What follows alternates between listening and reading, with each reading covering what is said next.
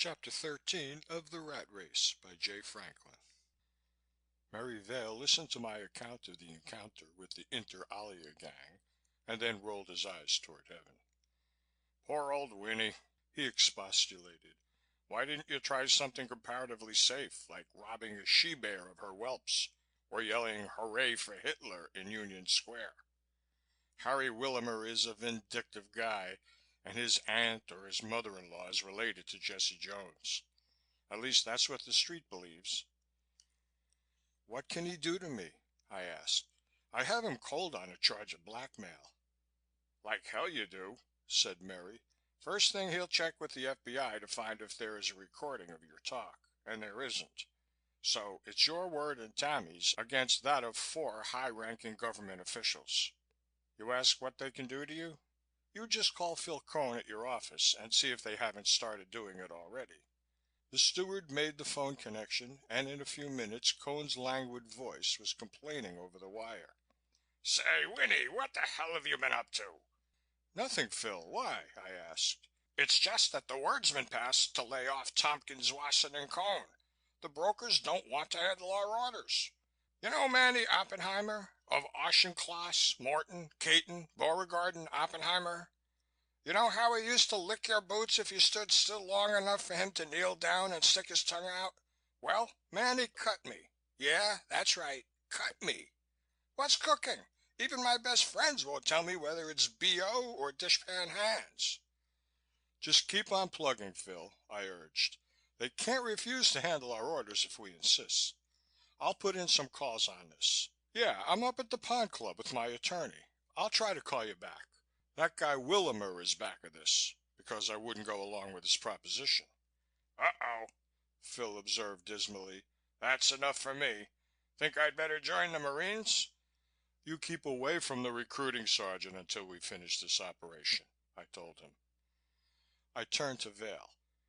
Mary, I said, this is one for you to handle. Brokers are trying to get out of handling our orders, and 10th raters like Manny Oppenheimer are high-hatting Phil Cohn. You put in a call and find out what it's all about. Vale meditated. Okay, he said at last. You understand I'm acting as your attorney now. Sure, I agreed. He dialed the number. I'd like to speak to the U.S. Attorney's office, he told the switchboard operator. Yes, I'll wait. Yes. Oh, Ned, this is Mary Vale. I've been retained by Winfred Tompkins. What I want to know is whether there are any charges against him. Yeah, he's with me now. No, he won't try to leave town. Suspicion of kidnapping? No fooling. That's cockeyed. Listen, counselor. My client is innocent and stands ready to answer all charges. He turned to me. Hell, he hung up. What was that about kidnapping? I asked. Oh, something completely screwball, my attorney said. It's only that his office has received an anonymous charge accusing you of having kidnapped Winnie Tompkins and masquerading in his place. Ned also told me you were in trouble with other government agencies and said he'd see me in court. Damn, I objected. That sounds like Virginia Rutherford's idea of a snappy way to find out where I was before Easter. It doesn't make any sense. If I kidnap Tompkins, who am I supposed to be? I'm ready to take her fingerprint test any time, even with these bandages on my right hand. Vale clucked his tongue. That attitude won't help, he said. If you don't look out, they'll say your prints prove that you're the man who kidnapped Charlie Ross. No, Ned is full of prunes and he doesn't put much stock in this kidnapping angle. But the wolves are after you all right. Now I've passed the word. You can't leave the state, of course. Damn you, Mary, I objected. I never told you. You retained me, Winnie. That's enough.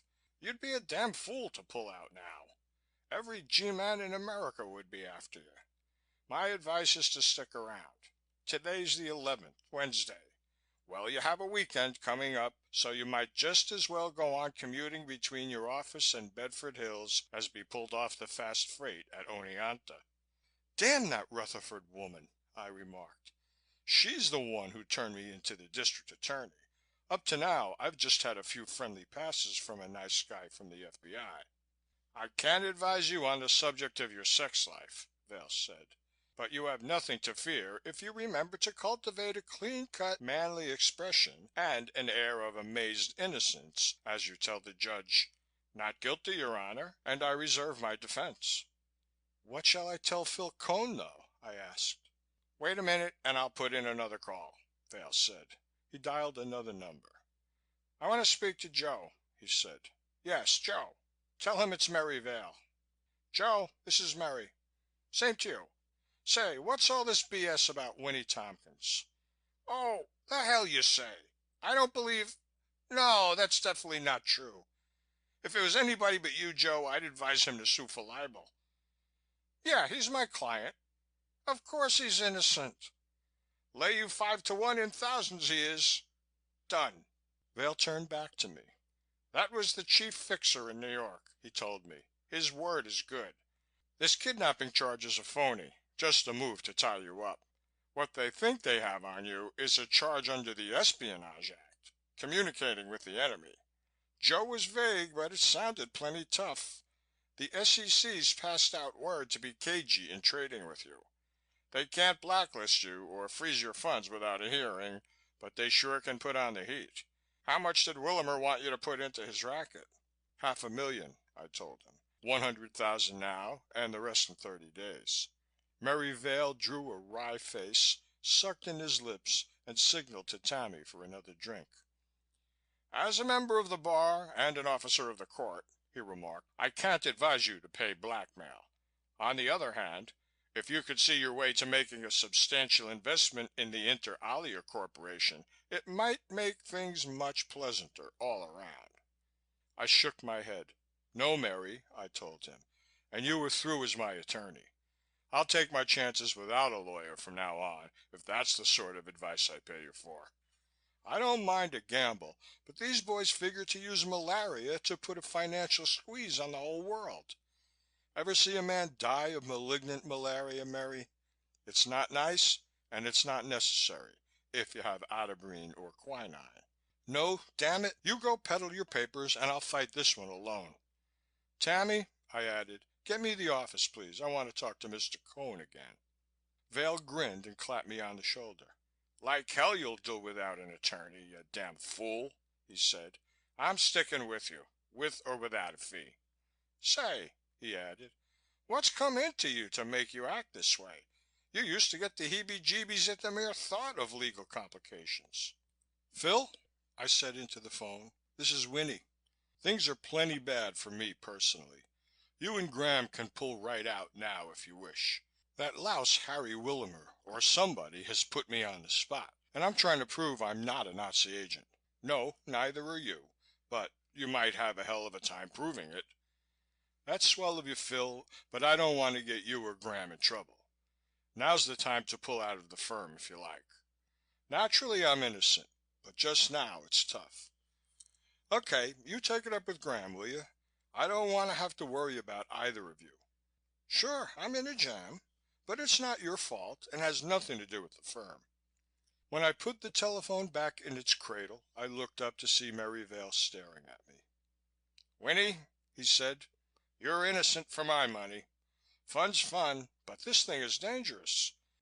Now, I'm your attorney, and you'll sure as hell need one, so it's no use firing me. I don't know what sort of a frame they figured for you, or why the FBI." I laughed. "Okay, Mary," I told him, "you're still my attorney. The FBI's been swell. The special agent assigned to check up on me, A.J. Harcourt, couldn't be nicer. I'd trust him not to pull a fast one." Vail frowned. "The FBI may be swell," he answered, "but their hand can be forced. They have to act on information received and superior orders. Your man Harcourt may be the nicest guy in the world, but if he's told to bring you in, he'll bring you in." "Then what's your advice, counselor?" "My advice to you, Winnie," he said, "is to try to forget about it. Just go right ahead with your plans, whatever they are, just so you don't try to leave this jurisdiction or go into hiding. The best thing you could do is to go back to Bedford Hills and mind your own business and don't let these government so-and-sos push you around. Hell, this is a free country." But I phoned Jimmy to meet me at the Ritz at 5 o'clock, I objected, with our traveling things. Vale glanced at his wristwatch. It's not 3 yet. If you phone her now, the chances are she hasn't left. Tell her to stay put. Remember, the less you act guilty or scared, the safer you are. The dog doesn't start to chase the rabbit until the rabbit starts to run. I phoned back to Pook's Hill and was rewarded by catching Jimmy 5 minutes before the taxi was due to pick her up. Hold everything, dear, I told her. Plans have changed. I'm coming out on the first train I can catch. How's Ponto? Thank heaven you called, Winnie's wife replied. I couldn't find your dressing gown. And your traveling case is in the room with Ponto, and I didn't want to disturb him. Oh, he's snoring like mad. Passed out cold, I guess. He shakes the house. I never knew dogs got drunk. Did you? When I first arrived at Pook's Hill, I had a definite program in mind. First, I went to the kitchen, broke a raw egg into a tumbler, and soused it in Worcestershire sauce. Then I added a good slug of brandy from the portable bar in my den. Armed with this prairie oyster, I went boldly to the second floor, opened the door to my bedroom, and contemplated the debauched Great Dane. Really, I could never have believed that a dog could look so completely blotto. Ponto was a bum in every sense of the word. He lay drooling and snoring on the bed, dead to the world. Ponto, I ordered. An ear pricked up, then dropped languidly back again. Then a bloodshot eye opened and shut. There was a half whine, half snarl, interrupted by a violent hiccup. Here you are, Ponto, I stated firmly, advancing on the bed, glass in hand. The bloodshot eye opened again, and the beast began to shake and shiver. I walked up, lifted his jowl in one hand, made a little funnel of his lip, and poured in the prairie oyster. Then I clamped a firm control on the jaws, held Ponto's head back, and let it slide gulping down his gullet. Ponto heaved. He shuddered. He shook himself free, leaped from the bed, and ran around the room, lurching, whining, and shaking his head violently. He stopped and sideswiped his muzzle with a clumsy paw. He laid down on his back and rolled. Then the dose took hold.